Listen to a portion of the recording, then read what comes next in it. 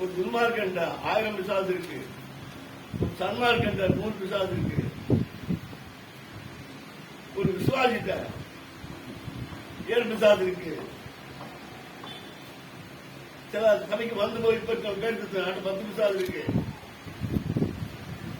என்ன மாதிரி ஊழியக்காரண்ட 3 பிசாசு இருக்கு.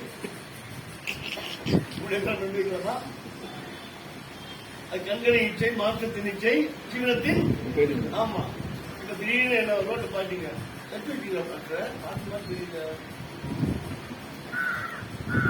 எவ்வளவு இருக்காங்க இருக்காங்க. ஒரு 90 பேர் இருக்காங்க. தாராளமா சொல்லுவாரு. சொல்வாரா? ஜீவனத்தின் பெருமை தானே. என்னையா ஊழியம் பண்றீங்க? நான் அப்போஸ்தலர் ஊழியம் பண்றேன்.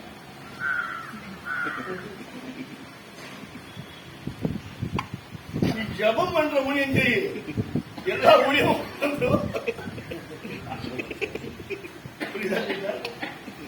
ஜபம் பண்ற ஊழியம் செய்யுங்க. அப்போஸ்தலர் ஊழியமும் வந்துடும், மேய்ப்பர் ஊழியமும் வந்துடும், போதகர் ஊழியமும் வந்துடும், சுவிசேஷ ஊழியமும் வந்துடும். நீங்களே உலகத்தை கலக்கிறவங்களா இருப்பீங்க. நீங்களே பிரதான ஆசாரியர். ஆமென்.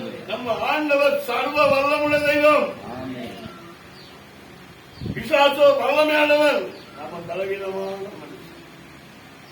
இந்த பலவீனமான பாண்டத்துல மகாபெரிய தெய்வம் இருக்கிறார். அவர் சொன்னார், இந்த மகத்துவம் உள்ள வல்லமை எங்களால் உண்டாயிராதபடி இந்த தேவனால் உண்டாயிருக்கிறது. இந்த மண்பாண்டல் அவரை பெற்றிருக்கிறோம். இந்த மண்ணால சரீரத்தில் வந்த இந்த மகிமையின் ஆண்டவரை எவ்வளவா நீங்க போட்டிருக்கீங்க. ஊழியம்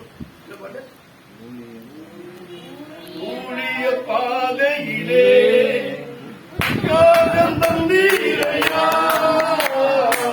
ஊழிய பாதையிலே உற்சாகம் தந்தீரையா, ஓடி ஓடி உழைப்பதற்கு சுகம் தந்தீரையா, ஓடி ஓடி உழைப்பதற்கு